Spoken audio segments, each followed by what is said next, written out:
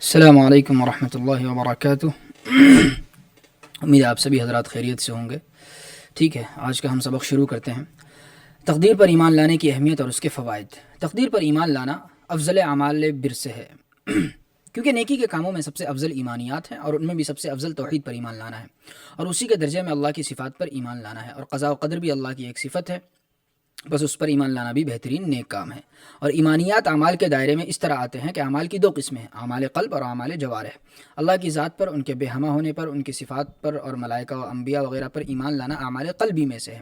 اسی بنا پر حدیث جبریل میں اسلام کے بارے میں سوال و جواب میں سب سے پہلے توحید و رسالت کی گواہی کا ذکر کیا گیا ہے، اور جو اعمال قلب میں ہے، پھر دیگر اعمال اربعہ ذکر کیے گئے جو اعمال جوارح میں سے ہیں۔ اور تقدیر پر ایمان کے تین اہم فائدے ہیں۔ پہلا فائدہ، تقدیر پر ایمان کے ذریعے آدمی اس ہم آہنگ نظام و انتظام کو سمجھ سکتا ہے جو ساری کائنات میں جاری ہے، یعنی وہ جان لے گا کہ تمام کائنات ایک منظم و متحد قانون کی پابند ہے، کائنات کے ساتھ اللہ تعالیٰ کے برتاؤ میں پوری طرح یگانگت ہے، سرے منہ تفاوت نہیں۔ دوسرا فائدہ، جس شخص کا تقدیر الہی پر ٹھیک ٹھیک ایمان ہوگا کہ ہر چیز ازل سے طے شدہ ہے، کوئی امر منتظر نہیں، ہر بات فیصل ہو چکی ہے، اس کی نگاہ اللہ کی قدرت کاملہ کی طرف اٹھے گی، وہ دنیا و ما فیہا کو خدا کا پرتو سمجھے گا، وہ جان لے گا کہ ہر چیز قضاء و قدر سے ہے، حتیٰ کہ اختیاری اعمال میں بھی بندوں کو جو اختیار حاصل ہے وہ اللہ کی دین ہے۔ انہوں نے ہی ازل میں یہ فیصلہ کیا کہ مکلف مخلوقات کو ایک جزوی اختیار حاصل ہو، اسی فیصلے کی وجہ سے بندے مختار ہیں، اور بندوں کا حال اس معاملے میں ایسا ہے جیسا آئینے میں منعکس ہونے والی صورت کا ہے کہ وہ ذی صورت کا پرتو اور ذل ہے۔ اسی طرح بندوں کو اختیار بھی خالق ارض و سما کی طرف سے ملا ہے، اور جب بندہ اس طرح اللہ تعالیٰ کی قدرت کاملہ پر یقین رکھے گا اور خود کو مردہ بدست زندہ سمجھے گا تو وہ ہر معاملے پر مطمئن ہوگا، کسی معاملے میں اس کو کوئی غیر معمولی پریشانی لاحق نہیں ہوگی، وہ ہر حالت کو اللہ کی طرف سے سمجھے گا۔ قل کل من عند اللہ فما لهؤلاء القوم لا يكادون يفقهون حدیثا۔ ترجمہ آپ فرما دیجئے کہ سب کچھ اللہ کی طرف سے ہے، پھر ان لوگوں کو کیا ہوا کہ وہ بات سمجھنے کے پاس کو بھی نہیں نکلتے۔ تیسرا فائدہ، جس طرح دیدار خداوندی آخرت میں نصیب ہوگا، مگر اس کی تیاری نمازوں کی پابندی کے ذریعے اسی دنیا میں کرنی ہوتی ہے، جیسا کہ متفق علیہ حدیث میں آیا ہے۔ دیکھیے مشکات شریف کتاب احوال القیامہ باب رؤیت اللہ کی پہلی حدیث۔ اسی طرح تقدیر پر ایمان آدمی میں رفتہ رفتہ استعداد پیدا کرتا ہے کہ وہ خدا کی یکساں اور ہم آہنگ تدبیر وحدانی کو سمجھ سکے، گو کہ اس کا انکشاف تام آخرت میں ہوگا، مگر اس کی صلاحیت ابھی سے پیدا کرنی ضروری ہے، اور وہ تقدیر پر ایمان سے حاصل ہوتی ہے۔ علاوہ ازیں تقدیر پر ایمان کی اہمیت درج ذیل دو حدیثوں سے بھی واضح ہے۔ پہلی حدیث، رسول اللہ صلی اللہ علیہ وسلم نے ارشاد فرمایا کہ جو شخص بھلی بری تقدیر پر ایمان نہیں رکھتا میں اس سے بیزار ہوں، اور جس سے اللہ کے رسول بیزار و بے تعلق ہو جائے اس کا کہاں ٹھکانہ۔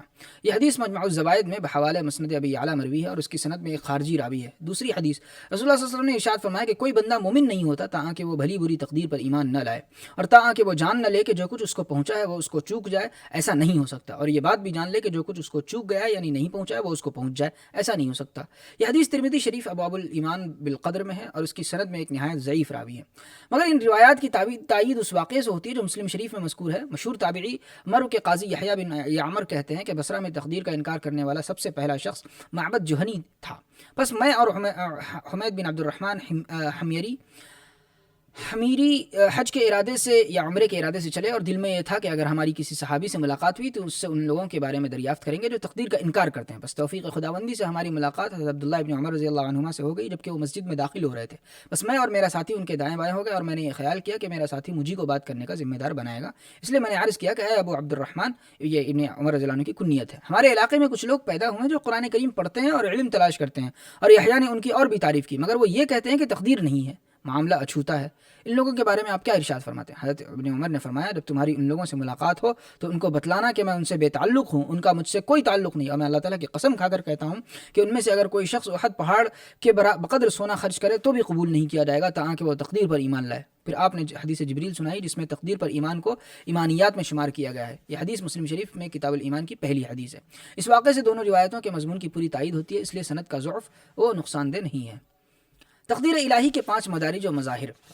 سب سے پہلے یہ بات سمجھ لی جائے کہ لوگ شمولیت علم کے مسئلے کو تقدیر الہی کے مسئلے کے ساتھ رلا دیتے ہیں، یعنی گھلا ملا دیتے ہیں، خلط ملط کر دیتے ہیں، اس لیے عمومیت علم کے مسئلے کو الگ کر لیا جائے۔ علم الہی کی عمومیت کا مطلب یہ کہ اللہ تعالیٰ ازل میں اپنے علم ذاتی سے ان تمام حوادث کو جانتے تھے جو اب تک موجود ہیں یا آئندہ موجود ہوں گے، یا یہ بات قطعاً ناممکن ہے کہ کوئی چیز اللہ کے علم سے باہر رہ جائے یا کوئی ایسی چیز وجود میں آئے جس کو وہ ازل میں نہیں جانتے تھے۔ اگر ایسا ہو جائے تو وہ اللہ کا جہل شمار ہوگا، علم نہیں، اور علم اللہ کی ذاتی صفت ہے، بس اس کی ضد کے ساتھ اللہ تعالیٰ کو متصف نہیں کیا جا سکتا۔ یہ شمولیت علم کا مسئلہ ہے، قضاء و قدر کا مسئلہ نہیں، اور اسلامی فرقوں میں سے کسی بھی فرقے کو اس میں اختلاف نہیں۔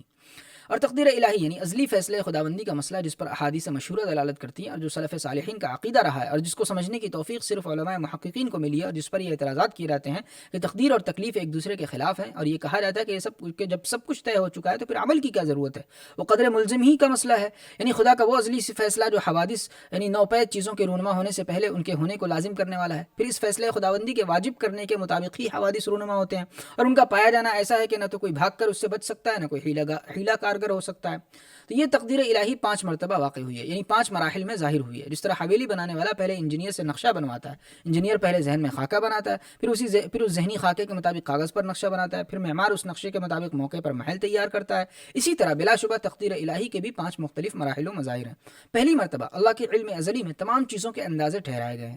دوسری مرتبہ تخلیق ارض و سما سے 50,000 سال پہلے عرش کی قوت خیالیہ میں سب چیزیں موجود ہوئی ہیں۔ تیسری مرتبہ تخلیق آدم کے بعد جب عہد الست لیا گیا ہے اس وقت تقدیر کا تحقق ہوا ہے۔ چوتھی مرتبہ شکم مادر میں جب روح پڑنے کا وقت آتا ہے تو تقدیر کا یک گنا تحقق ہوتا ہے۔ اور 5ویں مرتبہ دنیا میں واقعہ رونما ہونے سے کچھ پہلے تقدیر پائی جاتی ہے۔ تقدیر کے یہ مراحل خمسہ انسانوں اور ان کے احوال سے متعلق ہیں، دیگر مخلوقات کا حال اس سے مختلف ہو سکتا ہے۔ مذکورہ مدارج خمسہ کی تفصیل درج ذیل ہے۔ نمبر 1، تقدیر کا پہلا مرحلہ۔ اصل میں جب اللہ تعالیٰ کے سوا کچھ بھی نہیں تھا، آسمان و زمین، عرش و کرسی، ہوا، پانی میں سے کوئی بھی چیز پیدا نہیں کی گئی تھی، جیسا کہ بخاری شریف میں آیا ہے کہ کان اللہ ولم یکن شیء غیرہ، یعنی صرف اللہ کی ذات تھی، اس کے سوا کچھ بھی نہیں تھا۔ اس دور ازل میں اللہ تعالیٰ نے یہ فیصلہ کیا تھا کہ وہ عالم کو تمام مصالح کی رعایت کرتے ہوئے اور حوادث کے وجود کے وقت جو خیر اضافی ہوگی اس کو ترجیح دیتے ہوئے بہتر سے بہتر ممکن صورت میں پیدا کریں گے۔ جس واقعے کو جس وقت میں رونما کرنا عالم کی مصلحت ہوگی اور جس چیز میں زیادہ بہتری ہوگی اس اضافی خیریت کا واقعات کو وجود پذیر کرنے میں لحاظ رکھا جائے گا۔ اور یہ سب باتیں کلی شکل میں نہیں بلکہ ہر جزئی امر الگ الگ علم الہی میں متعین ہو گیا تھا۔ چنانچہ حوادث مرتب طور پر سلسلہ وار علم الہی میں موجود ہو چکے تھے۔ غرض اللہ تعالیٰ کا جن پر کوئی امر مخفی نہیں، ایجاد عالم کا ارادہ کرنا ہی حوادث کے موجود ہونے کی تخصیص و تعین ہے۔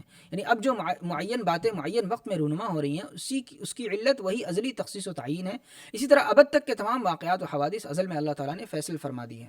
یہی تقدیر الہی کا پہلا مرحلہ اور اس کا ابتدائی ظہور ہے۔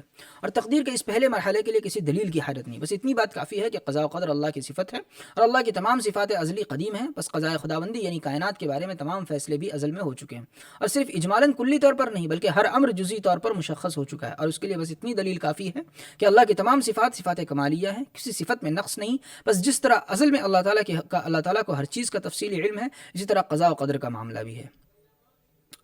اچھا، تقدیر کا دوسرا مرحلہ پھر ایک وقت آیا جب کہ پانی اور عرش پیدا کیے جا چکے تھے مگر ابھی زمین و آسمان پیدا نہیں کیے گئے تھے۔ اس وقت اللہ تعالیٰ نے تمام چیزوں کے دوبارہ اندازے ٹھہرائے، اور ایک روایت میں ہے کہ تمام مخلوقات کے اندازے پہلے ازلی اندازے کے مطابق لکھ دیے، اور لکھنے کا مطلب بھی وہی اندازہ ٹھہرانا ہے۔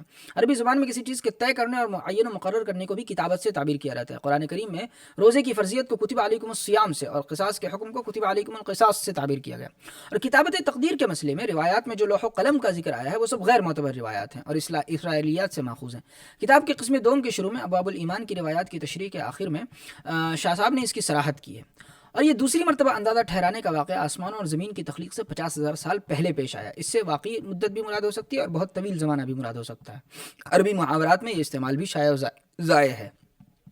اچھا، اور اس دوسرے مرحلے میں مقادیر کا اندازہ ٹھہرانے کی صورت یہ ہے کہ جس طرح اللہ تعالیٰ نے اپنی ازلی مہربانی اور عنایت سے ازل میں اپنے علم میں عالم کے لیے پہلی بار اندازہ ٹھہرایا تھا، اسی کے موافق تمام مخلوقات کو عرش کی قوت خیالیہ میں پیدا کر دیا، وہاں تمام صورتوں کو متشکل کر دیا۔ عرش کی اس قوت خیالیہ کو وحی کی زبان میں الذکر، کتاب مبین، امام مبین، الکتاب اور لوح محفوظ سے تعبیر کیا گیا۔ اور لوح محفوظ اور عرش کے بارے میں تصورات کہ وہ کوئی لکڑی کی بنی ہوئی چیزیں از قبیل جمادات ہوں گی، یہ محض عوامی تصورات ہیں، اور اسی تصور نے استواء علی العرش کے مسئلے میں الجھن پیدا کی ہے۔ اس لیے یہ بات خاص طور پر یاد رکھنی چاہیے کہ ہمارے اس مادی عالم سے پرے جو غیر مادی چیزیں اور جن کا قرآن و حدیث میں ذکر آیا ہے ان میں لفظی اشتراک کے علاوہ کچھ مناسبت نہیں، اور ان کی حقیقت اور حیات قضائی کے بارے میں کوئی خیال باندھنا بھی درست نہیں۔ اللہ تعالیٰ ہی ان کی حقیقت کو اور ان کی صحیح نوعیت کو بہتر جانتے ہیں۔ اور عرش کی قوت خیالیہ میں عالم میں رونما ہونے والی تمام چیزیں اپنی تمام تفصیلات کے ساتھ موجود ہیں۔ مثلا وہاں رسول اللہ صلی اللہ علیہ وسلم کی صورت، مخلوقات کی طرف آپ کی معین وقت میں بعثت کی صورت، آپ کے انذار و تبشیر کی صورت، ابو لہب کے انکار کی صورت، پھر اس کی دنیا میں ملعون اور آخرت میں معذب ہونے کی صورت، یہ سب صورتیں وہاں تفصیل سے موجود ہیں. جیسے موقع پر جو حویلی تیار کی جاتی ہے اس کی تمام تفصیلات جو ہے وہ کاغذی نقشے میں موجود ہوتی ہیں. اور تمام چیزوں کا یہ خیالی وجود عالم میں واقعات کے رونما ہونے کا سبب ہے. جیسے کوئی شخص دیوار پر رکھی ہوئی کڑی پر چلے تو چونکہ پہلے سے ذہن میں گر پڑنے کا اندیشہ ہوتا ہے اس لیے وہ عام طور پہ گر پڑتا ہے. ذہن میں جو اندیشہ ہوتا ہے وہی پیر پھسلنے کا سبب بن جاتا ہے. چنانچہ یہ کڑی اگر زمین پر رکھی ہوئی ہو اور اس پر آدمی چلے تو نہیں گرتا, کیونکہ اس وقت ذہن میں پھسلنے کی صورت نہیں ہوتی جو اثر انداز ہو. تقدیر کا تیسرا مرحلہ. جب اللہ تعالیٰ نے حضرت آدم علیہ السلام کو پیدا کیا تاکہ وہ ابو البشر ہوں اور ان سے نسل انسانی کا سلسلہ چلے, تو اللہ تعالیٰ نے عالم امثال میں ان کی تمام اولاد کو پیدا کیا. یہ تقدیر الہی کا تیسری بار ظہور ہے. سورۃ الاعراف آیت نمبر 172 میں یہ واقعہ مذکور ہے اور یہ زمانہ عہد الست کہلاتا ہے. اور اس آیت کی تفسیر میں جو روایات آئی ہیں ان میں یہ بات مذکور ہے کہ تمام نیک اولاد موتیوں کی طرح چمکدار تھی اور تمام بری اولاد کوئلوں کی طرح سیاہ تھی. یہ روشنی اور تاریکی ان کی نیک بختی اور بدبختی کا پیکر محسوس ہے. اور عہد الست میں تمام انسانوں کو ایسی عقل و فہم کی حالت میں پیدا کیا گیا تھا جو مکلف ہونے کے لیے ضروری ہے. پھر ان کو معرفت خداوندی کا درس دیا گیا اور امتحان بھی لیا گیا. لوگ 100% کامیاب ہوئے. سب نے اللہ کو پہچان لیا اور ان کی ربوبیت کا اقرار کیا. اسی اقرار اور اسی عہد و میثاق کی وجہ سے آخرت میں ان سے مواخذہ کیا جائے گا. سوال: اگر کوئی کہے کہ یہ واقعہ تو انسانوں میں سے کسی کو بھی یاد نہیں, پھر اس کی وجہ سے مواخذہ کیسے درست ہے؟ جواب: بے شک یہ واقعہ لوگ بھول گئے ہیں, مگر اس درس سے حاصل ہونے والی استعداد یعنی خدا کی معرفت انسان میں موجود ہے. جس طرح ایک طالب علم ایک عرصہ پڑھ کر فارغ ہوتا ہے اور ایک وقت گزرنے کے بعد درس کی تمام تفصیلات بھول جاتا ہے, مگر علمی استعداد بحالی باقی رہتی ہے, اسی طرح انسان اس دنیا میں آ کر وہ واقعہ اگرچہ بھول گیا ہے مگر اصل استعداد باقی ہے. حدیث میں ہے کہ ہر بچہ فطرت پر پیدا کیا جاتا ہے. اس میں فطرت سے مراد یہی معرفت خداوندی ہے. کوئی خواہ خدا کا کیسا ہی انکار کرے, آڑے وقت اس کو بھی ایک مافوق الفطرت ہستی کی یاد آتی ہے. یہ اس بات کی دلیل ہے کہ معرفت خداوندی اس کے گوشے دل میں موجود ہے. اسی کی بنیاد پر آخرت میں مواخذہ ہوگا. نمبر 4, تقدیر کا چوتھا مرحلہ. شکم مادر میں جب جنین میں روح پھونکنے کا وقت آتا ہے اس وقت تقدیر الہی کا چوتھی بار ظہور ہوتا ہے. حضرت ابن مسعود رضی اللہ تعالیٰ عنہ فرماتے ہیں کہ صادق و مصدوق رسول اللہ صلی اللہ علیہ وسلم نے ہم سے بیان کیا کہ تم میں سے ہر ایک کا مادہ تخلیق اپنی ماں کے پیٹ میں 40 روز تک نطفے کی شکل میں جمع رہتا ہے, یعنی پہلے چلے میں کوئی غیر معمولی تغیر نہیں ہوتا. پھر اس کے بعد اتنی مدت تک منجمد خون کی شکل میں رہتا ہے, پھر اتنے ہی دنوں تک وہ گوشت کا لوتھڑا رہتا ہے. پھر اللہ تعالیٰ 4 باتوں کے ساتھ ایک فرشتے کو اس کی طرف بھیجتے ہیں. بس وہ اس کا عمل, اس کی موت کا وقت, اس کا رزق لکھتا ہے اور وہ یہ کہ وہ بدوقت ہے یا نیک وقت. پھر اس میں روح ڈالی جاتی ہے اور اس کی صورت یہ ہوتی ہے کہ جس طرح کھجور کی گٹھلی مناسب موسم میں بوئی جائے اور اس کی مناسب دیکھ بھال بھی کی جائے تو ماہر مالی جو بیج زمین اور آب و ہوا کی خاصیات سے واقف ہو جان لیتا ہے کہ وہ گٹھلی شاندار طریقے پر اگے گی اور بڑھے گی. وہ شروع ہی سے ان کے بعد احوال جان لیتا ہے. مثل مشہور ہے کہ ہونہار بروے کے چکنے چکنے پات, یعنی ہونہار پودے کے آثار پہلے ہی سے اچھے نظر آتے ہیں. اسی طرح جو فرشتہ جنین کی تدبیر پر مقرر ہے وہ مذکورہ 4 باتیں جان لیتا ہے. سب باتیں اس پر منکشف ہو جاتی ہیں. یہ تقدیر کا چوتھی بار ظہور ہے.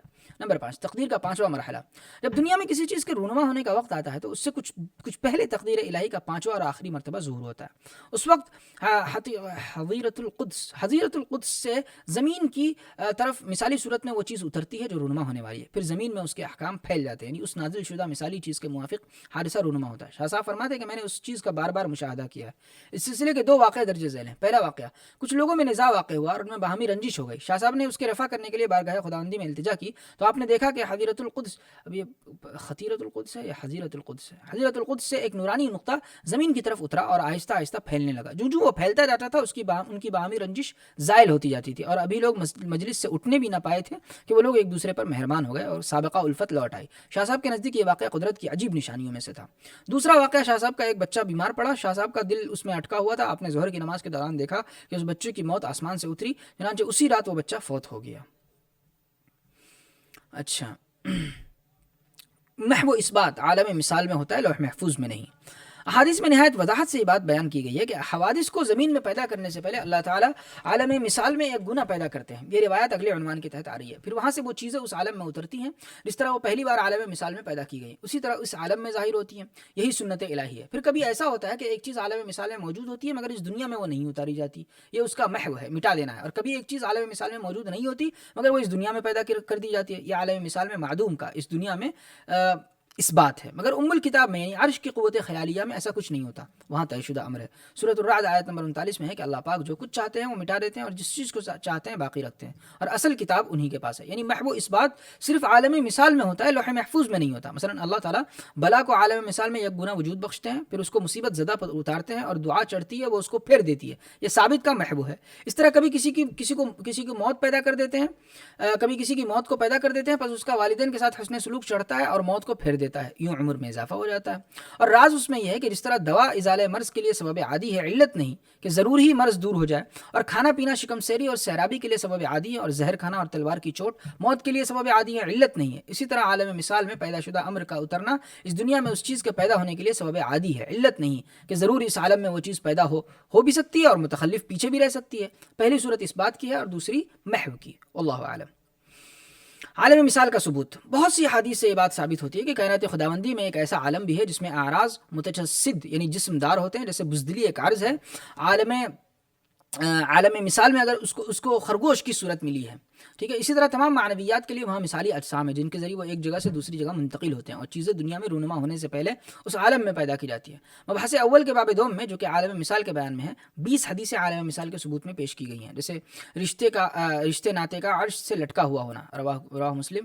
اس طریقے سے فتنوں کا بارش کی طرح برسنا، دریائے نیل و فرات کو سدرۃ المنتہا کی جڑ میں پیدا کرنا، پھر ان کو زمین میں اتارنا، لوہے کو اتارنا، چوپایوں کو اتارنا، پورے قرآن کریم کو ایک ساتھ سمائے دنیا پر اتارنا، جبکہ قرآن ایک معنوی چیز ہے، جنت و جہنم کو حضور صلی اللہ علیہ وسلم کے سامنے اور دیوار قبلہ کے درمیان اس طرح حاضر کرنا کہ انگور کا خوشہ لینا ممکن ہو گیا اور آگ کی گرمی محسوس ہونے لگی، بلا اور دعا کا کشتی لڑنا یعنی کشمکش ہونا، آدم علیہ السلام کی اولاد کو عہد الست میں پیدا کرنا، عقل کو پیدا کرنا اور یہ کہ وہ سامنے آئی اور اس نے پیٹھ پھیری، دو روشن صورتوں یعنی بقرہ اور آل عمران کا آنا، گویا وہ پرندے کی دو قطاریں ہیں، قیامت کے دن اعمال کا تلنا، ٹھیک ہے، جنت کو ناگواریوں سے اور جہنم کو خواہشات سے گھیرنا، ایسی اور بھی بہت سی احادیث ہیں جن سے حدیث شریف کا معمولی طالب علم بھی واقف ہے۔ یہ سب عالم مثال کے ثبوت پر دلالت کرتی ہیں، ٹھیک ہے۔ تقدیر اور اسباب ظاہری میں تعارض نہیں ہے، قضاء و قدر اور اسباب ظاہری میں کچھ ٹکراؤ نہیں، کیوں؟ کیونکہ اسباب بھی تقدیر میں داخل ہیں۔ قضاء خداوندی کا تعلق اسباب و مسببات کے پورے سلسلے کے ساتھ ایک ساتھ ہوا ہے۔ پہلے یہ حدیث گزر چکی کہ جھاڑ پھونک، دوا دارو اور احتیاطی تدابیر بھی اللہ کی تقدیر سے ہیں، اور مقام سرغ کے قصے میں حضرت عمر رضی اللہ تعالیٰ عنہ کا ارشاد بھی اس کی صریح دلیل ہے۔ سرغ شام میں ایک قریے کا نام ہے، اس کا قصہ یہ ہے کہ شام میں طاعون کی وبا پھیلی ہوئی تھی، حضرت عمر رضی اللہ تعالیٰ عنہ شام کی طرف جا رہے تھے، جب مقام سرغ میں پہنچے تو آپ کو اس وبا کی خبر ملی، آپ نے اس بارے میں صحابہ سے مشورہ کیا کہ اس حالت میں وہاں جانا چاہیے یا واپس لوٹ جانا چاہیے، رائے مختلف تھی، بالآخر طے پایا کہ واپس لوٹ جانا چاہیے۔ اس وقت حضرت عبداللہ ابو عبیدہ بن الجراح نے، جو کہ عشرہ مبشرہ میں سے ہیں اور امین و ہادہ الامہ ان کا ایک خصوصی امتیاز ہے، اور جو تمام افواج کے سالار اعظم تھے اور فوج امیر المؤمنین کی زیارت کے لیے بےتاب تھی، فوج کے جذبات کی ترجمانی کرتے ہوئے آپ نے کہا، افرارا من قدر اللہ، کیا تقدیر الہی سے بھاگتے ہو؟ یعنی آپ واپس کیوں لوٹ رہے ہو؟ کیا یہ خیال ہے کہ اس طرح آپ موت سے بچ جائیں گے؟ آپ کو شام چلنا چاہیے، پوری فوج زیارت کے لیے بےتاب ہے، جو مقدر ہے ہوگا۔ حضرت عمر رضی اللہ تعالیٰ نے فرمایا، لو غیرک قالها یا ابو عبیدہ، کاش کسی اور نے یہ بات کہی ہوتی ہے ابو عبیدہ۔ راوی کہتے ہیں کہ حضرت عمر رضی اللہ تعالیٰ عنہ کو حضرت ابو عبیدہ رضی اللہ عنہ کی رائے کے خلاف کرنا پسند نہ تھا، ٹھیک ہے۔ حضرت عمر رضی اللہ عنہ نے فرمایا، ہاں ہم اللہ کی ایک تقدیر سے اللہ کی دوسری تقدیر کی طرف بھاگ رہے ہیں، بتلائیے، آپ کے پاس اونٹ ہو، آپ ان کو ایک ایسے میدان میں چرانے کے لیے لے کر پہنچے جس کی ایک جانب سبزہ زار ہو اور دوسری جانب قحط زدہ علاقہ، بتلائیے اگر آپ سبزہ زار میں اونٹوں کو چرائیں تو یہ تقدیر الہی سے نہیں ہے، اور اگر آپ قحط زدہ حصے میں چرائیں تو یہ بھی تقدیر الہی سے نہیں ہے، یعنی دونوں صورتیں تقدیر الہی میں داخل ہے۔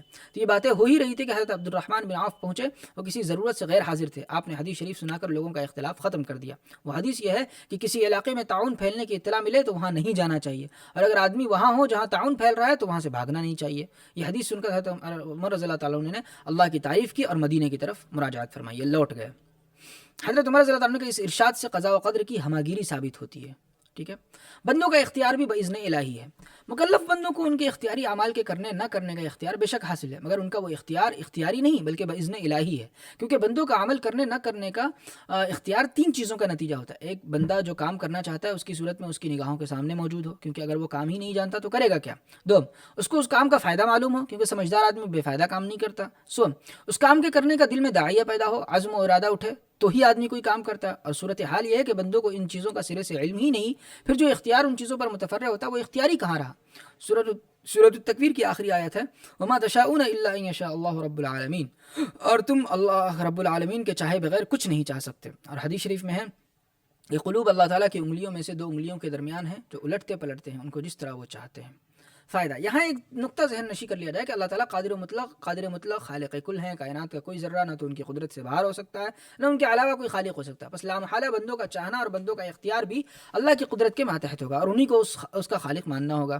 اگر ایک ذرہ بھی ان کی اختیار سے باہر ہو جائے تو عموم قدرت اور صفت خلق پر اثر پڑے گا۔ جب صورت حال یہ ہے تو پھر بندوں کے مکلف ہونے کی کیا صورت ہو سکتی ہے؟ اس کی صورت بس یہی ہو سکتی ہے کہ بندوں کو ایک درجے تک ہی مختار مانا جائے اور اسی پر جزا و سزا کی بنیاد قائم کی جائے، اور انسان کا ایک درجے میں بااختیار ہونا اور دیگر مخلوقات تعلقات کا بے اختیار ہونا بدیہی امر ہے۔ ہر شخص دونوں کے احوال کا موازنہ کر کے اس فرق کو بخوبی سمجھ سکتا ہے، باقی اللہ تعالیٰ بہتر جانتے ہیں۔ باب نمبر 6، عبادت اللہ تعالیٰ کا بندوں پر ایک حق ہے۔ حق کے معنی ہے ثابت شدہ چیز، حق الامر کے معنی ہے کسی چیز کا ثابت و واجب ہونا۔ اس باب میں یہ بیان ہے کہ عبادت اللہ تعالیٰ کا اپنے بندوں پر ایک لازمی حق ہے جس کو ماننا اور ادا کرنا ضروری ہے، اور اس کی وجہ یہ ہے کہ اللہ تعالیٰ بالارادہ بندوں پر انعام و احسان فرمانے والے ہیں، اور منعم و محسن کی شکر گزاری ضروری ہے۔ عبادت اسی شکر گزاری کی ایک صورت ہے۔ نیز اللہ تعالیٰ قصد و اختیار سے بندوں کو ان کے اعمال کا بدلہ دیتے ہیں۔ جو شخص بندگی کرتا ہے وہ دنیا و آخرت میں ثمرہ پاتا ہے، اور جو منہ موڑتا ہے وہ سزا پاتا ہے۔ یعنی بندے اپنے ہی فائدے کے لیے عبادت کرتے ہیں۔ اس لیے نیکی کی بڑی اقسام میں سے ایک یہ ہے کہ آدمی صمیم قلب سے ایسا پختہ یقین رکھے کہ ذہن میں جانب مخالف کا کوئی احتمال باقی نہ رہے کہ عبادت اللہ تعالیٰ کا بندوں پر ایک لازمی حق ہے، اور وہ بندوں سے اسی طرح مطلوب ہے جس طرح تمام اہل حقوق اپنے حقوق کا مطالبہ کرتے ہیں۔ حضرت معاذ رضی اللہ عنہ کی متفق علیہ حدیث میں اس حق کا ذکر ہے۔ وہ حدیث یہ ہے کہ حضور صلی اللہ علیہ وسلم نے حضرت معاذ رضی اللہ عنہ سے دریافت کیا، تم جانتے ہو بندوں پر اللہ کا کیا حق ہے اور اللہ تعالیٰ پر بندوں کا کیا حق ہے؟ حضرت معاذ رضی اللہ عنہ نے عرض کیا، اللہ اور اس کے رسول ہی بہتر جانتے ہیں۔ آپ صلی اللہ علیہ وسلم نے فرمایا، بندوں پر اللہ کا حق یہ ہے کہ بندے اسی کی بندگی کریں اور اس کے ساتھ کسی بھی چیز کو شریک نہ کریں، اور بندوں کا اللہ تعالیٰ پر حق یہ ہے کہ وہ اس شخص کو عذاب دیں جو ان کے ساتھ کسی کو شریک نہ کرے۔ اور یہ اعتقاد اس لیے ضروری ہے کہ جس شخص کے ذہن میں کسی بھی درجے میں یہ احتمال باقی ہے کہ وہ ایک بیکار نکما وجود ہے، رب مختار و مرید کی طرف سے اس سے نہ تو کسی عبادت کا مطالبہ ہے اور نہ ترک عبادت پر کوئی پکڑ ہے، تو ایسا شخص دہریہ اور بدعقیدہ ہے۔ وہ اگر عبادت کرے گا تو بھی بے فائدہ ہوگی، اس کے دل پر عبادت کا کوئی اثر نہیں پڑے گا، اور اس کے اوپر پروردگار عالم کے درمیان کوئی فیضان کا دروازہ نہیں کھلے گا۔ اس کی عبادت دیگر عادات کی طرح محض ایک عادت ہوگی۔ اچھا، صفت ارادہ کا بیان۔ عنوان باب میں کہا گیا کہ عبادت اللہ تعالیٰ کا حق اس لیے ہے کہ وہ بالارادہ منعم و مجازی ہیں۔ اس سلسلے میں یہ بنیادی بات جان لینی چاہیے کہ حکمت ازلیہ میں اگرچہ سب باتیں طے ہیں، قضاء و قدر نے کوئی چیز باقی نہیں چھوڑی، جو بات ہونی ہے یا نہیں ہونی ہے سب کا فیصلہ کر دیا گیا، کوئی حالت منتظرہ نہیں ہے، مگر نصوص شرعیہ اور تصریحات علماء سے یہ بات بھی ثابت ہے کہ اللہ تعالیٰ کی صفات میں ایک صفت ارادہ بھی ہے۔ ارادے کے معنی ہے کسی کام کے کرنے کا فیصلہ کرنا، مثلا زید کو کسی خاص وقت میں پیدا کرنے کا فیصلہ کرنا، یہ ارادہ ہے۔ صفت ارادہ فی نفسها مستوى الطرفین ہے، یعنی زید کو پیدا کرنا اور نہ کرنا دونوں باتیں درست ہوتی ہیں، دونوں پہلوؤں کے ساتھ اس کا تعلق قائم ہو سکتا ہے، مگر جب ایک پہلو کے ساتھ اس کا تعلق قائم ہو جاتا ہے اور کسی چیز کے کرنے کا فیصلہ کر دیا جاتا ہے تو اس کا نام ارادہ ہے۔ سورۃ المائدہ کی پہلی آیت میں ہے کہ وہ جو چاہتے ہیں حکم کرتے ہیں، ان اللہ یحکم ما یرید۔ سورۃ الرحمن آیت نمبر 29 میں ہے کہ وہ ہر وقت کسی نہ کسی کام میں لگے رہتے ہیں، کل یوم ہوا فی شأن، یعنی جتنے تصرفات عالم میں واقع ہو رہے ہیں وہ سب انہی کے تصرفات ہیں، ہر آن کسی نہ کسی چیز کے ساتھ ان کا ارادہ متعلق ہوتا رہتا ہے۔ غرض شریعت میں قضاء و قدر کے ساتھ صفت ارادہ بھی ثابت ہے، اور اللہ تعالیٰ قصد و ارادے سے انعام و احسان فرمانے والے ہیں اور بندوں کو ان کے اعمال پر دنیا اور آخرت میں بدلہ دینے والے ہیں، اس لیے ان کی عبادت ضروری ہے۔ چلیے آج ہم یہیں تک رہنے دیتے ہیں، اس کے بعد ہم چلتے ہیں اگلی کتاب کی طرف، روایات فلسفہ۔ نو فلاطونیت یعنی نئی افلاطونیت کا نیا ورژن۔ فلاطون اور ارسطو کے بعد مابعد طبیعیاتی نظریات میں فلسفہ یونان معراج کمال کو پہنچ گیا تھا۔ ارسطو نے اپنے استاد کی مثالیت پر معرکہ آرا نقد لکھا تھا، جس سے مثالیت پسندی میں حقیقت پسندی کا رجحان پیدا ہوا، لیکن سیاسی زوال اور معاشی بدحالی کے باعث اس رجحان کو پنپنے کے مواقع نہ مل سکے، اور ارسطو کی ذات پر فکر یونان کا ایک درخشاں دور ختم ہو گیا۔ ہریکلیز کے عہد زرین کے بعد جلد ہی اسپارٹا والوں نے ایتھنز کو فتح کر کے اس کی آزادی کا خاتمہ کر دیا تھا، لیکن اسپارٹا والے بہرحال یونانی تھے، ان کے عہد تسلط میں ایتھنز والوں کو ایک حد تک فکر و نظر کی آزادی میسر تھی۔ کچھ زیادہ عرصہ نہ گزرا کہ فلپ شاہ مقدونیہ نے جنگ قیرونیہ میں یونانی ریاستوں کی متحدہ افواج کو شکست فاش دے کر انہیں اپنی مملکت میں شامل کر لیا۔ سکندر کی وفات کے بعد بھی اہل یونان بدستور باہمی نزاعوں اور سازشوں میں محو رہے، حتیٰ کہ رومۃ الکبریٰ کے غلبے نے انہیں ابدی غلامی کی زنجیروں میں جکڑ دیا۔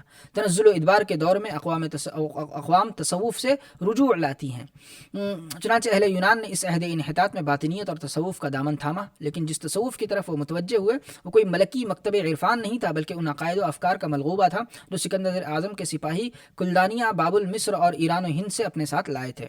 جہاں اہل یونان نے ان ممالک سے علم حیت کے اصول اور مساحت و ہندسے کے بمادیات سیکھے تھے، وہاں سحر و سیمیائے بابل نیر نجات کلدانیہ اور عرفان ہندو و ایران کی تحصیل بھی کی تھی۔ سکندر اعظم فلسفے کا شیدائی تھا اور ارسطو کا شاگرد تھا، لیکن وہم پرستی کی یہ حالت تھی کہ کلدانی فالگیروں اور کاہنوں کی ایک جماعت اپنے ساتھ رکھتا تھا اور ہر مہم کے آغاز میں ان سے استصواب یعنی مشورہ لیتا تھا۔ یونان کی عقلیت اور مشرق کے تصوف و عرفان کے امتزاج کا نتیجہ یہ ہوا کہ جہاں اہل مغرب کو متصوفانہ افکار نے متاثر کیا، وہاں اہل مشرق نے بھی اپنے مذہبی عقائد کی تعویل کر کے انہیں فلسفیانہ نظریات پر ڈھالنے کی کوشش شروع کی، جس سے علم کلام کی داغ بیل ڈالی گئی۔ اس تاثیر و تاثر کا سب سے بڑا مرکز جو ہے اسکندریہ کا شہر تھا، جسے اسکندر کے ایک جرنیل بطلیموس نے مصر کا دارالحکومت بنا لیا تھا۔ اس کے جانشینوں کے زیر نگی اسکندریہ کو بین الاقوامی شہرت حاصل ہو گئی۔ مہذب دنیا کے تمام ممالک کا مال تجارت بری و بحری راستوں سے اس شہر میں آتا تھا۔ ایران، ہندوستان اور عرب کے تاجروں نے شہر کے مضافات میں اپنی اپنی بستیاں بسا لی تھیں۔ دن رات کے میل جول اور ربط ضبط سے مختلف اقوام و مذاہب کے لوگ وسیع النظر اور فراخ مشرب ہو گئے اور بے تکلف ایک دوسرے کے مذہبی مجالس میں شرکت کرتے تھے اور ایک دوسرے کے تہواروں کو مل کر دھوم دھام سے مناتے تھے۔ بطلیموس ثانی نے سکندریہ میں شہر آفاق میوزیم کی بنیاد رکھی، جس میں ایک عظیم الشان کتب خانہ بھی قائم کیا گیا۔ اس میوزیم میں یونان، روم اور شام کے اہل علم کے علاوہ جو ہیلینی تہذیب و تمدن کی نمائندگی کرتے تھے، ہندوستان اور ایران کے علم دوست تاجر بھی آپس میں مل بیٹھتے تھے اور مذہبی اور فلسفیانہ موضوعات پر تبادلہ خیال کرتے تھے۔ اس بات کے تاریخی شواہد موجود ہیں کہ ہندوستان کے سینکڑوں بدھ اور جین بھی ان مباحثوں میں حصہ لیتے تھے۔ ان کے علاوہ فلسطین کے یہودی احبار تھے جو سب کو حقارت کی نظروں سے دیکھتے تھے، لیکن اس کے باوجود اپنی کتب مقدسہ کا ترجمہ یونانی زبان میں کر رہے تھے۔ عیسائیت کو شروع میں یہودیت ہی کی ایک شاخ سمجھا جاتا تھا، لیکن مسیحی اولیاء قدیم بت پرست اقوام کے قصص کو اپنے مذہب میں جذب کر کے اسے عالمگیر رواج و قبول بخشنے کا خواب دیکھ رہے تھے۔ یونان میں افلاطون اور ارسطو کے قائم کیے ہوئے مکاتب میں درس و تدریس کا سلسلہ جاری تھا، لیکن مرور زمانہ سے ان کی بانیوں کی تعلیمات میں بہت کچھ تحریف و الحاق واقع ہو چکا تھا اور ان مدرسوں کا رجحان تشکک کی جانب ہو گیا تھا۔ پہلی صدی بعد از مسیح میں ایک طرف ایران کے متھرامت کی ہماگیر ترویج ہوئی، دوسری فیثاغورس کی عرفانی تعلیمات کا احیاء عمل میں آیا جسے نو فیثاغورسیت کا نام دیا گیا۔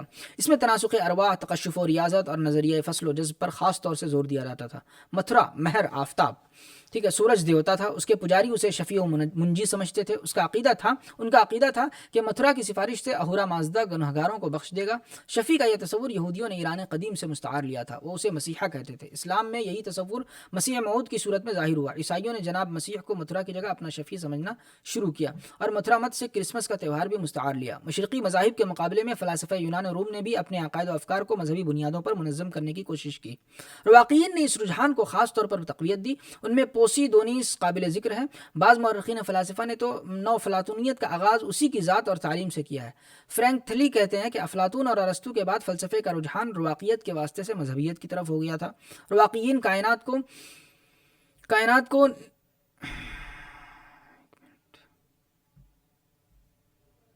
Just a second.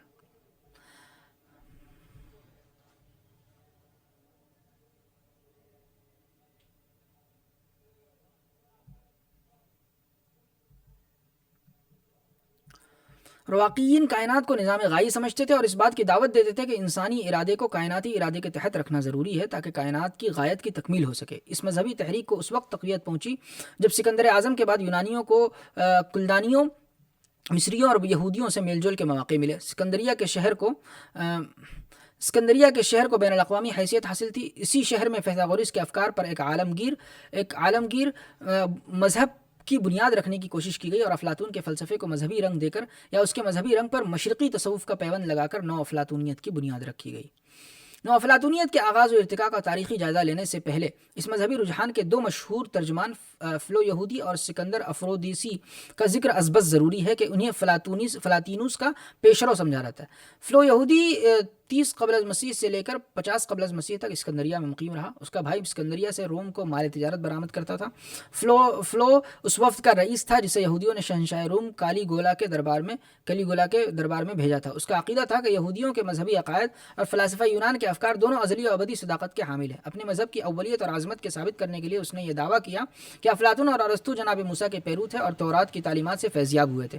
یہی وجہ ہے کہ بقول فلو تورات کی تعلیم اور ان کے فلسفے میں بنیادی تفاوت پایا جاتا ہے۔ اس نے فلسفہ و مذہب یا عقل و نقل کی تطبیق کی کوشش کی۔ اس کی پیروی میں بعد میں عیسائی اور مسلمان متکلمین نے بھی اپنے مذہبی اصولوں کی تعویل کر کے ان کی توثیق فلسفہ یونان کے مہمات مسائل سے کی تھی۔ اسی طرح فلو یہودی کو علم کلام کا ابو الآبا سمجھا جا سکتا ہے۔ اس نے تکوین کائنات کا ذکر کرتے ہوئے لکھا ہے کہ لوگس لغوی معنی کلمہ، لفظ نصر، خدا اور کائنات کے درمیان وہ ضروری واسطہ ہے جس کے بغیر کائنات کی تخلیق ممکن نہیں تھی۔ لوگوس کا لفظ ہیراقلیطس یونانی نے عقل کل کے مفہوم میں پہلے استعمال کیا اور کہا کہ یہ ہماگیر حرکت و ہیجان کائنات میں شعلہ بن کر سرایت کیے ہوئے ہیں۔ اناکساگورس نے اس واسطے کو عقل اول کا نام دیا اور اسے عالمگیر ذہن کہہ کر بھی مخاطب کیا جو کائنات میں تفاوق و تناسب کو برقرار رکھتا ہے۔ یاد رہے کہ یہودیت میں اسلام کی طرح خدا کا تصور شخصی ہے اور خدا قادر مطلق ہے جو صرف کن کہنے سے اشیاء کو عدم سے وجود میں لا سکتا ہے۔ فلاسفہ یونان کی اکثریت اس بات کی قائل تھی کہ کوئی شے عدم سے وجود میں نہیں آ سکتی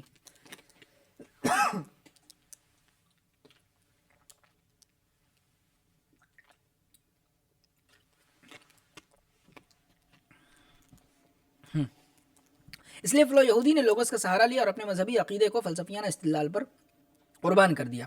مزید برآں فلو یہودی نوفیثاغورسیت کے اس نظریے سے متاثر ہوا تھا کہ مادہ شر کا مبدا ہے اور خدا خیر کا، مادہ آلائش ہے، اس لیے اس سے اجتناب ضروری ہے۔ یہ خیال بھی یہودیت کی تعلیم کے منافی ہے کیونکہ اس میں دنیا کی لذتوں سے متمتع ہونے کی دعوت دی گئی ہے۔ علاوہ ازیں فلو استغراق اور مراقبے کی اہمیت کا قائل تھا۔ یہ خیالات بعد میں فلاطینوس کے فلسفے میں داخل ہو گئے۔ چلیے ٹھیک ہے، اب ہم آخری کتاب کی طرف بڑھتے ہیں۔ وجود بینگ اور وجود خارجی ایگزسٹنس میں امتیاز نہ کرنا، بالفاظ دیگر جوہر اور عرض میں صحیح طور سے فرق قائم نہ کرنا، اس ابہام نے موجودہ عیسوی دینیات پر گہرا اثر ڈالا اور ہمارے یہاں بھی بعض لوگ اس سے متاثر ہو رہے ہیں۔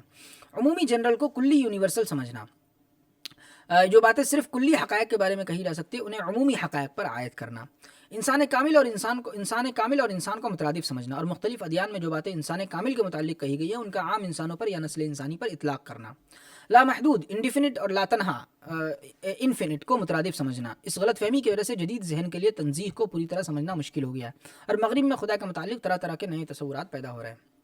خدا کے متعلق نئے نئے تصورات اور نظریات کی پیداوار روز افزوں ہیں۔ ان سب تصورات کے پیچھے یہ خیال کار فرمایا ہے کہ خدا انسانی ذہن کی تخلیق ہے اور جس طرح انسانی ذہن ارتقاء پذیر ہے اسی طرح خدا کے تصور میں بھی ارتقاء کی ضرورت ہے۔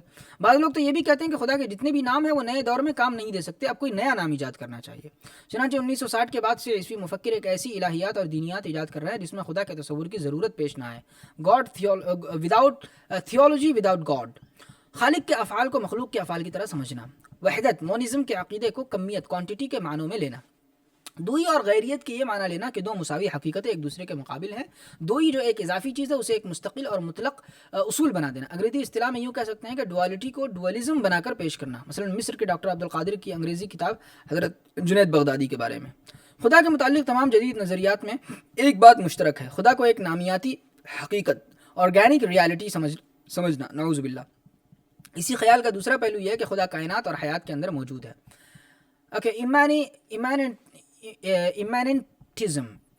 ایماننٹزم، نعوذ باللہ، اس معنی میں دعویٰ کیا جاتا ہے کہ نیا سائنس مذہب کے قریب آ گیا اور روحانیت کا قائل ہے۔ دراصل تنزیہ اور تشبیہ کے لیے مغربی زبانوں میں صحیح مترادفات موجود نہیں ہیں۔ عموماً ان دو اصطلاحات کا ترجمہ ٹرانسینڈنٹلزم اور ایمیننٹزم سے کیا جاتا ہے جو پوری طرح درست نہیں اور اسی سے غلط فہمیاں پیدا ہوتی ہیں۔ مغربی زبانوں میں پہلے لفظ سے مراد ایسی حقیقت ہے جس کا مادی کائنات سے کوئی علاقہ نہ ہو، اور دوسرے لفظ سے مراد ایسی حقیقت ہے جو مادی کائنات کے اندر رہتی ہے۔ انسانی انا موئی اور خدا کی انا سوئی کو آپس میں ملا دینا۔ چنانچہ بہت سے ماہرین نفسیات اور فلسفی یہی سمجھتے ہیں کہ انسان کی معراج انا کا حصول ہے۔ اسی نقطہ نظر سے تصوف کی بھی تشریح کی گئی ہے۔ ازمینہ وسطیٰ میں پرسنالٹی کا لفظ خدا کی ذات کے لیے استعمال ہوتا تھا، بعد میں اس کا اطلاق انسان کی شخصیت پر ہونے لگا۔ اب مغربی مفکر انسانی شخصیت کا اطلاق خدا پر کر رہے ہیں، نعوذ باللہ، اور اس بات پر زور دیتے ہیں کہ خدا کا تصور شخصی ہے۔ اس طرح بعض مغربی مفکر نعوذ باللہ خدا کو انسان کے سانچے میں ڈھال رہے ہیں، انتھروپومورفزم۔ تصوف کے رموز اور علامات کے مستند مطالب کو رد کر کے ان کی لفظی یا حسی یا نفسیاتی یا اخلاقی تعبیریں کرنا، لفظ اصول کا دینی مطلب نہ سمجھنا اور اچھے یا برے نظریے کو اصول کا نام دینا، کمیت کوانٹٹی کی پرستش اور کیفیت کو نظر انداز کرنا، روایتی چیزوں کو داستان مث لیجنڈ کہنا، کبھی تحقیر کے لیے اور کبھی تحسین کے لیے، ہر دینی مسئلے کے مختلف نظریوں کی اتنی بڑی تعداد کے نظریوں کے ازدحام میں حقیقت غائب ہو جائے۔ اس بات سے قطعی بے خبری کہ اسلام کے دینی علوم کے مماثل علوم مغرب میں موجود نہیں، دینی علوم کو مغربی علوم خصوصاً علوم کے دائرے میں بند کرنے کی کوشش، یہ نہ سمجھنا کہ ہر دائرے میں مسائل کے مطالعے کے طریقے الگ ہوتے ہیں اور تاریخی یا عمرانی سائنسی طریقہ ہر جگہ کام نہیں دیتا۔ مغربی علوم کا طریقہ تجزیاتی اور تحلیلی ہے، یہاں تفصیلات جمع کر کے کسی نتیجے تک پہنچنے کی کوشش کرتے ہیں۔ دینی علوم وحی کے ذریعے قائم ہونے والے اصولوں سے استنباط کرتے ہیں، مگر مغربی مفکر اس لازمی فرق کو نہیں سمجھتے۔ تلاوت کے روحانی فیض کا انکار، یہ اصرار کے سمجھے بغیر تلاوت سے کوئی فائدہ نہیں، یہیں سے انفرادی رائے کو تفسیر کی آزادی ملتی ہے۔ جدیدیت الفاظ کے جادو سے کام لیتی ہے اور لوگوں کے ذہنوں کو مسحور کر کے سوچنے سمجھنے کی طاقت کو معطل کرنا چاہتی ہے۔ چنانچہ کسی چیز کی تحسین کے لیے اسے جدید یا سائنٹیفک کہہ دینا کافی سمجھا جاتا ہے۔ اس طرح کے الفاظ ہیں آزادی، انسانی مسرت، خوشحالی، زندگی کا معیار بلند کرنا، روزمرہ کی زندگی، عام آدمی۔ 19ویں صدی کی تشکیک، اسکیپٹسزم اور لا ادریت، اگنوسٹسزم بھی ابھی تک ختم نہیں ہوئی اور وقتاً فوقتاً سر ابھارتی ہے۔ یہی حال 19ویں صدی کے عقلیت پرستی کا بھی ہے۔ یعنی ریشنلزم کا. انسان کی مادی خوشحالی کو ہر چیز کا معیار بنانا, قناعت سے انکار, صحت مند جانور کو انسانی زندگی کا معیار بنانا, انسانی وحدت کا یہ تصور کہ سب انسانوں کی مادی ضروریات ایک سی ہیں اس لیے ان کا ذہن بھی ایک جیسا ہونا چاہیے. اس سے یہ نتیجہ نکالنا کہ مغرب نے مادی ضروریات پورا کرنے کا سب سے زیادہ سامان فراہم کیا, اس لیے سب کو مغربی اقدار قبول کرنی چاہیے. مذہب کی صریح مخالفت کا زمانہ پہلی جنگ عظیم کے بعد سے ختم ہو چکا ہے. اب زیادہ رواج نئے جعلی مذہب اور روایتیں بنانے کا ہے. زمان و مکان کے نئے فلسفے, خصوصاً وقت کے نئے تصورات, ان پر تفصیلی بحث درکار ہے. ایک استناد کا مسئلہ, یہ مسئلہ دور جدید میں بہت پیچیدگی اختیار کر گیا ہے, بلکہ دراصل جدیدیت کی بنیاد ہی یہ مسئلہ ہے. یورپ میں اصلاح دین کی تحریک کے بانی مارٹن لوتھر نے پوپ کو سند ماننے ہی سے انکار کیا تھا اور یہ دعویٰ کیا تھا کہ ہر دینی معاملے میں پہلی اور آخری سند انجیل ہے اور ہر شخص کو یہ حق حاصل ہے کہ خود انجیل پڑھے اور خود سمجھے. یہ اسی ذہنیت کا نتیجہ ہے کہ تجدد پسند لوگ کسی امام کی سند تسلیم نہیں کرتے بلکہ قرآن شریف سے ثبوت مانگتے ہیں, لیکن مستشرقین اور ان کے پیرو اپنے نظریات پیش کرتے ہوئے الٹا ہی اصول برتتے ہیں. اسناد اور حوالوں کے سلسلے میں وہ کسی قسم کے مراتب کا لحاظ نہیں رکھتے بلکہ حدیث, فقہ, فلسفہ, تاریخ, یہاں تک کہ داستانوں کو بھی ایک ہی سطح پر لے آتے ہیں اور یہ بھی نہیں دیکھتے کہ کوئی مصنف دینی لحاظ سے بھی مستند ہے یا نہیں. جہاں تک مغربی علوم کا تعلق ہے, یہاں استناد اور حوالے کا معاملہ بہت ہی ٹیڑھا ہے, کیونکہ جدیدیت کی روح ہی یہ اصول ہے کہ کسی کتاب یا فرد کو آخری اور حتمی سند نہ سمجھا جائے. چنانچہ اگر مغربی علوم کے کسی مسئلے پر بحث کرنی ہو تو سند اور حوالہ پیش کرنے میں بہت سی دشواریاں اور پیچیدگیاں سامنے آتی ہیں. ان میں سے چند یہ ہیں. نمبر 1, ایک علم سے تعلق رکھنے والا آدمی عموماً دوسرے علم سے تعلق رکھنے والے کی سند قبول نہیں کرتا اور اپنے ہی علم کے دائرے میں سند مانگتا ہے. نمبر 2, 20ویں صدی کے مغربی علوم میں تخصص, اسپیشلائزیشن واقعی اتنا بڑھ گیا ہے کہ ایک علم کا بڑے سے بڑا عالم دوسرے علم کے مسائل اچھی طرح نہیں سمجھ سکتا. نمبر 3, نظریہ ارتقاء کی روح سے علم بھی ترقی کر رہا ہے, اس لیے کتابیں پرانی پڑ جاتی ہیں. عموماً یہ نہیں دیکھا جاتا کہ کسی کتاب میں جو باتیں کہی گئی ہے وہ صحیح ہے یا غلط, بلکہ سب سے پہلے یہ دیکھا جاتا ہے کہ کب لکھی گئی. اگر کتاب پرانی ہے تو غیر معتبر ہے, اگر نہیں ہے تو اعتبار کے لائق ہے. پہلے تو 30-40 سال تک ایک کتاب مستند رہتی تھی, لیکن دوسرے جنگ عظیم کے بعد سے تو یہ حال ہو گیا ہے کہ کتاب 10 سال بعد بلکہ 5 سال بعد بھی مستند نہیں رہتی. کتابوں میں بھی فیشن کا اصول چلتا ہے. کتاب پرانی ہو یا نہیں, بغیر کسی وجہ کے یکایک مستند بن جاتی ہے, تھوڑے دن بعد پھر غیر مستند ہو جاتی ہے اور کوئی دوسری کتاب فیشن میں آ جاتی ہے. پڑھنے لکھنے والوں کے الگ الگ طبقے بن گئے. ہر طبقہ ایک خاص قسم کی کتابوں کو باوقات سمجھتا ہے اور صرف انہی کی سند مانتا ہے اور عموماً دوسری قسم کی کتابوں سے بے خبر رہتا ہے. مغربی علوم سے متعلق کتابوں کو 2 اقسام میں بانٹا جا سکتا ہے. ایک طرف تو وہ کتابیں جو کسی علم کے بڑے عالم اور ماہر اپنے جیسے ماہروں کے لیے لکھتے ہیں. عام پڑھنے والے ایسی کتابوں سے بے خبر ہوتے ہیں اور ان کی سند تسلیم نہیں کرتے. دوسری طرف وہ کتابیں ہیں جو عام پڑھنے والوں کے لیے لکھی جاتی ہیں اور لاکھوں کی تعداد میں چھپتی ہیں. ایسی کتابوں کے مصنف عموماً اپنے علم پر پوری طرح حاوی نہیں ہوتے اور اگر ماہر ہوتے بھی ہیں تو مسائل کو اس انداز سے پیش کرتے ہیں کہ عام آدمی کا ذہن انہیں قبول کر سکے.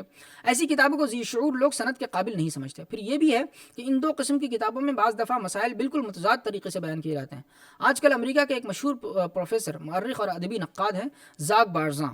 انہوں نے موجودہ علمی فضا کا نقشہ اپنی کتاب دا ہاؤس آف انٹلیکٹ میں کھینچا ہے. اس میں انہوں نے یہ واقعہ سنایا کہ ایک مصنف نے سائنس کی تاریخ پیش کرتے ہوئے یہ لکھا تھا کہ 19ویں صدی میں اسپینسر نے بقائے اصلح سروائیول آف دا فٹسٹ کا اصول نکالا. جب ناشر کے یہاں سے کتاب کے صفحات آئے تو اس نے دیکھا کہ اسپینسر کے بجائے ڈاروین کا نام لکھ دیا گیا ہے. مصنف نے احتجاج کیا اور شہادتیں پیش کی تو ناشر نے جواب دیا کہ عام پڑھنے والے اس نظریے کو ڈاروین سے ہی منسوب کرتے ہیں, اس لیے اگر انہیں صحیح بات بتائی گئی تو ان کے ذہن پر بوجھ پڑے گا.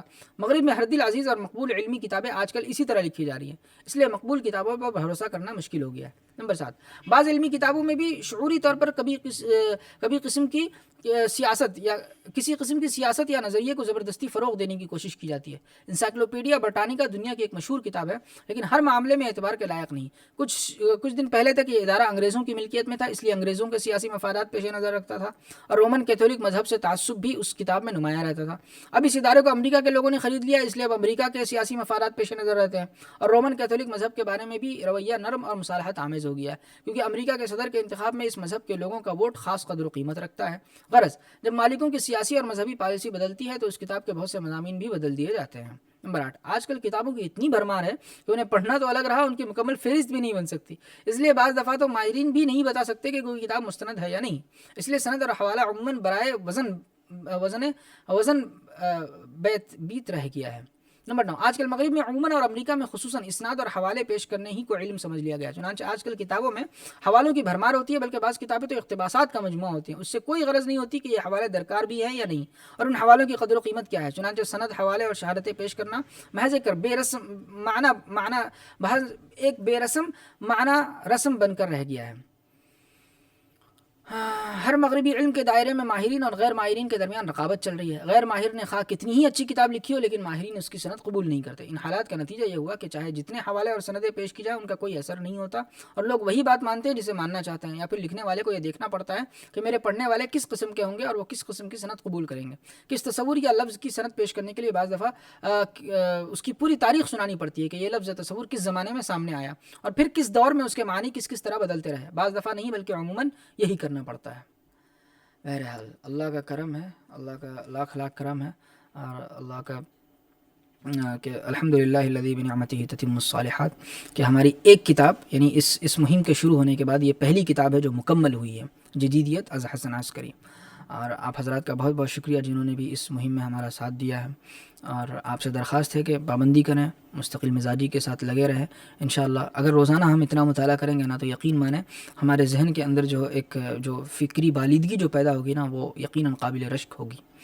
تو بہرحال آپ حضرات کا بہت بہت شکریہ، آپ لوگوں نے ساتھ دیا ہمارا، اور آپ حضرات سے درخواست ہے کہ اس کو اور دوسرے لوگوں کے ساتھ بھی شیئر کریں، اس کی اہمیت کو دوسرے لوگوں کے سامنے بھی اجاگر کریں، کیونکہ مطلب ایک تو یہ کہ ہم اجتماعی مطالعہ کر رہے ہیں، یہ بہت ضروری ہے کہ بھئی ہمارے اندر یہ احساس پیدا ہو رہا ہے کہ بھئی ہمارے ساتھ جو ہے کئی سارے تقریباً 250 کے قریب لوگ ہیں جو مطالعہ کر رہے ہیں اور پڑھتے ہیں اس کو مسلسل روزانہ. اور یہ بہت ماہرین کے مشورے سے ان کتابوں کا انتخاب کیا گیا ہے.